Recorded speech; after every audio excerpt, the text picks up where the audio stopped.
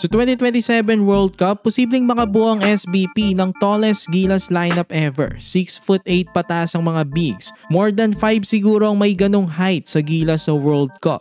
Promising ngayon para sa ating national team dahil marami sa mga fans ang gusto makakita ng malaking lineup ng Gilas, especially sa World Cup.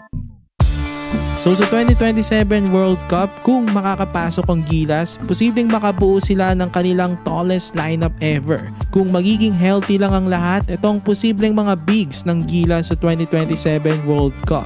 Siyempre papangunahan niya ng 7'3" na si Kai Sotto. By that time, 25 years old na siya. Sana wag na siyang tamaan ng mga injuries at mas maging better palalo siya as a player sa 2027. Siya kasi ang masasabi nating pinaka-importanting big man ng Gilas. Tas si AJ Edu asahang kasama rin at Quintin Miliora Brown. Itong tatlo pa lang na ito, solid na. What more pa kaya kapag na-classified na ng FIBA sila Ange Kwame at Mike Phillips bilang mga locals. Lalong lalalim ang frontcourts ng Gilas.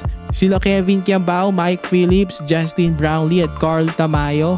Posibleng itong mga forwards natin sa World Cup. O kung si Benny Boatwright naman ang gagawing naturalize, lalong mas lalaki pa ang lineup ng Gilas. Nasa option nga ng Gilas si Boatwright if hindi pwede si Brownlee sa World Cup. Siya ang next in line. Okay din naman si Boatwright para sa akin. Bukod na 6'10" ito, sobrang deadly pa nito sa labas. Tas Diamak na mas bata pa.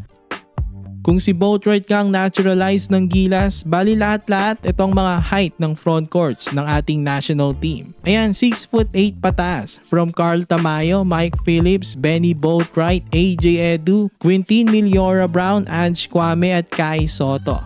Solid yan at posible na maging major advantage ng Gilas yan sa ibang koponan sa World Cup. Nung naglalaro nga si Kai Sotto, unstoppable ang duo nila ni Fajardo sa loob. Pinagkakakanangan nilang mga powerhouse teams na Latvia at New Zealand.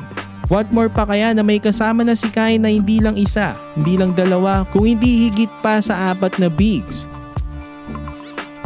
Interesting makita kung paano mapapagana ni Coach Team ang possible tallest lineup ng Gilas sa World Cup. So for more Gilas content, i-like nyo lang ating video at mag-subscribe na rin sa JB Buckets.